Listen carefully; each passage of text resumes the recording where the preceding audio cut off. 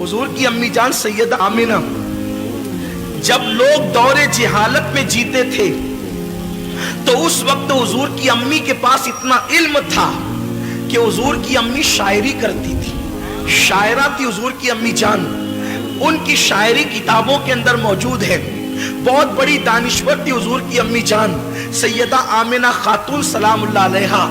بلکہ حضور کی امی کی یاد آئی ہے تو میں دو باتیں عرض کرنا چاہتا ہوں، ایک بات کہنا چاہتا تھا لیکن ایک بات اور یاد آئی۔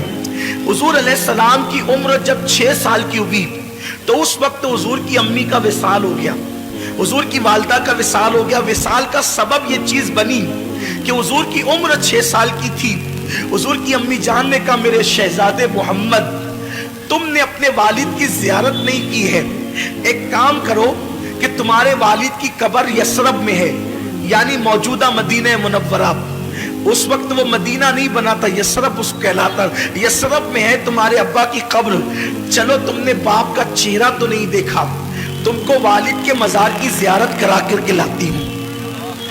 حضور علیہ السلام 6 سال کی عمر میں پہلا سفر کرتے ہیں، حضور کا یہ پہلا سفر ہے 6 سال کی عمر میں، اور 6 سال کی عمر میں پہلا سفر حج کے لیے نہیں ہے، تجارت کے لیے نہیں ہے، نماز کے لیے نہیں ہے، بلکہ مزار کی زیارت کے لیے۔ بڑی معذرت کے ساتھ جو دوست قبروں کے مخالف ہیں، مزارات کی زیارت کے مخالف ہیں، میں ان کو کہنا چاہتا ہوں کہ حضور نے تو زندگی کا پہلا سفر مزار مقدس کی زیارت کے لیے کیا، اور وہ بھی اپنے والد کے مزار کی زیارت کے لیے۔ 6 سال کی عمر میں حضور اپنی امی سے کہتے ہیں امی ٹھیک ہے، دراصل بات یہ تھی کہ حضور اپنی ماں کے پیٹ میں تھے اور صرف 2 مہینے یا 3 مہینے یا 4 مہینے کے اندر عمل کی شکل میں تھے۔ حضور کے والد کا وصال ہو گیا، حضور کے والد کا وصال ہو گیا، وہ تجارت کے لیے گئے تھے، ملک شام سے واپس لوٹ رہے تھے جسے ہم مدینہ منورہ کہتے ہیں۔ اب جب وہاں پہنچے تو ان کی ننیال میں رکے، بیمار ہوئے اور وہیں پر آپ کا وصال ہو گیا۔ تو حضور کی امی نے کہا تھا بیٹا چلو میں تمہیں اب تمہارے والد کی مزار کی زیارت کرا دوں۔ جناب عبد المطلب سے اجازت لی اور اجازت لے کر کے 3 نفری قافلہ حضرت سیدہ آمنہ اور ان کی کنیز ام ایمن اور حضور علیہ السلام، یہ تینوں چل پڑے مدینہ شریف کی طرف۔ اب میں اس کو یثرب نہیں کہوں گا کیونکہ ہمارے یہاں یثرب کہنا بے ادبی ہے، لیکن اب آپ سمجھ لیں کہ وہ یثرب پرانا نام ہے اور ابھی وہ مدینہ نہیں بنا تھا، لیکن پھر بھی میں مدینہ منورہ کہوں گا۔ تو سرکار چلے، 1 مہینے تک حضور نے اپنی امی کے ساتھ وہاں قیام کیا بچپنے میں 6 سال کی عمر میں، اور قبر والد کی قبر پہ جاتے امی کے ساتھ۔ جب رخصتی کا وقت آیا کہ اب جانا ہے مکہ المکرمہ، تو حضور کی امی کبھی اپنے شوہر کی قبر کو دیکھتی ہے اور کبھی حضور کے چہرے کو دیکھتی ہے، اور شوہر کا صدمہ، حضور کی امی جان کی عمر ابھی 18-19 سال ہی تھی کہ وہ بیوہ ہو گئی۔ 18-19 سال کی عمر میں بیوگی آخر کیا چیز ہوتی ہے؟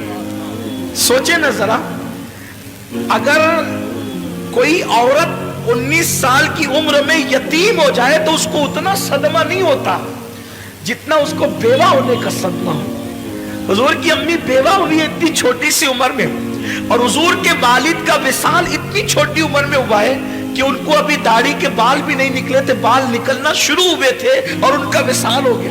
یعنی زندگی کی مکمل بہاریں بھی نہیں دیکھی ہے اور وصال ہو گیا۔ تو کبھی شوہر کی قبر دیکھتی ہے، کبھی بیٹے کا معصوم سا چہرہ دیکھتی ہے۔ اور 6 سال کی عمر میں میرے نبی کتنے خوبصورت لگتے ہوں گے، جس کے گالوں کی قسم قرآن یاد کرے والضحیٰ کہہ کر، جس کے زلفوں کی قسم یاد کرے قرآن واللیل کہہ کر، جس کی ماں کو قرآن گویا کے مطلع الفجر حق کہے۔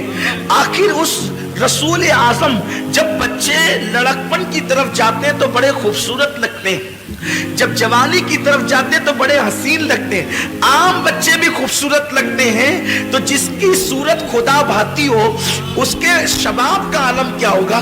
گود میں عالم شباب، حال شباب کچھ نہ پوچھ۔ تو کبھی بیٹے کا چہرہ دیکھتی ہے، کبھی شوہر کی قبر دیکھتی اور اشعار پڑھتی ہے شوہر کی یاد میں، اور بیٹے کا ہاتھ پکڑ کر کے پھر आखिरी बार कब्र देख करके निकलती है, उसी में तबीयत में तब्दीली शुरू हुई, तबीयत बदलना शुरू हुई, सफर शुरू हुआ, यहां तक के कि मकाम अबवा तक पहुंचते पहुंचते अब सफर की हिम्मत नहीं रही। तो उम्मे ऐमन से कहती है, उम्मे ऐमन अब मैं यहां से आगे जाने की मेरे अंदर ताकत नहीं है। तो उम्मे ऐमन के सहारे अपनी सवारी से नीचे उतरती हैं और नीचे उतरने के बाद एक छोटा सा टीला था जो अब भी है, उस पर चढ़ती हैं। उस वक्त सफर में तकिया भी नहीं था, तो हुजूर ने अपने नन्हे हाथों से पत्थर तलाश किया और अपनी माँ के सरहाने छोटा सा पत्थर रखा और चटाई पे माँ को लिटा दिया। हुजूर की अम्मी जान लेटी हुई है और सीने के पास अल्लाह के रसूल, 6 साल के अल्लाह के रसूल जलवगर है। कभी हुजूर की अम्मी हुजूर का चेहरा देखती है और कभी उम्मे ऐमन को देखती है और रोती है। हुजूर माँ को रोता देखकर रोते हैं और हुजूर अम्मी से पूछते हैं, माँ तुम क्यों रो रही हो?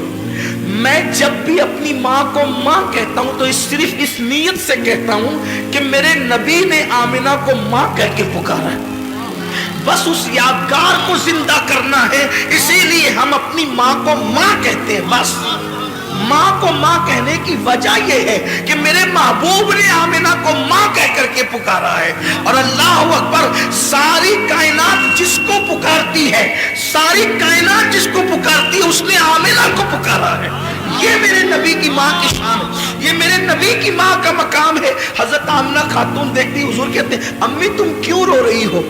तो उम्मे ऐमन का हाथ पकड़कर चेहरा रसूल का देखकर कहती है, उम्मे ऐमन अब मैं बचूंगी नहीं, ये मेरी आखिरी सांसें हैं। मेरा बेटा बड़ा शान वाला है, मैंने बड़े शान वाले बेटे को जन्म दिया है, इसको संभाल कर मक्का ले जाना मेरी अमानत को। आमिना खातून कहती, उम्मे ऐमन मेरा बेटा वो है कि मशरिक से लेके मगरिब तक जिसकी शान के डंके बजेंगे। अरे अभी लोगों को पता नहीं है, अभी लोगों को पता नहीं कि अल्लाह के रसूल है। हुजूर की अम्मी कहती है कि मेरा बेटा वो है कि मशरिक और मगरिब में जिसकी अजमत के डंके बजेंगे। अल्लाह अकबर। और फिर उसके बाद किस शान से नबी की अम्मी दुनिया से जाती है। इमाम जुर्कानी ने लिखा है कि हुजूर की नात पढ़ते हुए वो दुनिया से, हुजूर की नात, हुजूर की नात इस उम्मत में सबसे पहले हुजूर के घर से लिखी गई है। हुजूर की नात सबसे पहले हुजूर के घर से लिखी गई है। नात लिखना ये हुजूर के घर वालों का तरीका है। हुजूर के घर से हुजूर की नात सबसे पहले नात हुजूर के घर में लिखी गई। या तो हुजूर के चचा हजरत अबू तालिब ने नात लिखी या हुजूर की अम्मी जनाब आमिना ने हुजूर की नात लिखी। अब हजरत आमिना ने क्या लिखा? हजरत आमिना के जो अशआर है उसका मफहूम पेश कर रहा हूं। वो कहती हैं, हर नई चीज पुरानी हो जाएगी, हर नई चीज पुरानी हो जाएगी, हर उरूज को ज़वाल आएगा। फरमाती है मगर मुझे कोई भुला नहीं सकेगा, मुझे कोई भुला नहीं सकेगा। जरा देखे तो क्यों नहीं भुलाएगा? वहाब की बेटी है इसलिए, अब्दुल मुत्तलिब की बहू है इसलिए, अब्दुल्ला की बीवी है इसलिए, अरब की खातून है इसलिए, कुरैशी है इसलिए। कहती है कि मुझे भुलाया नहीं जाएगा। हर नई चीज पुरानी होगी, हर उरूज को ज़वाल आएगा, मुझे भुलाया नहीं जाएगा, क्योंकि मैंने ऐसे बेटे को जन्म दिया है।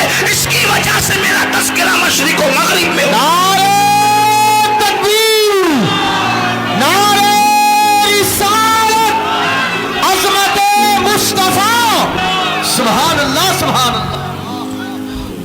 इसकी वजह से मेरे बेटे का फैजान दुनिया में आम होगा। गोया के नबी की नबूवत का और किस शान से दुनिया से जा रही है। रसूल के चेहरे पे नजर है, जबानों पे नाते मुस्तफा है, और इसी शान से वो दुनिया से रुखसत होती है। रोते हुए अचानक आंखें बंद हो जाती है। जब माँ की आवाज बंद हो गई और आंखें बंद हो गई, हुजूर अपनी माँ को हिला के, अम्मी तुम बोलती क्यों नहीं? एक 6 साल के पैगंबर के जज्बात थे, मासूम जज्बात। अम्मी तुम बोलती क्यों नहीं? ऐमन ने हुजूर को पकड़ के सीने से लगाया, कहा शहजादे जो दुनिया से चले जाते हैं वो बोला नहीं करते, जो दुनिया से चले जाते हैं वो मेरा ईमान है। खैर से ऐमन ने हुजूर को मना कर दिया।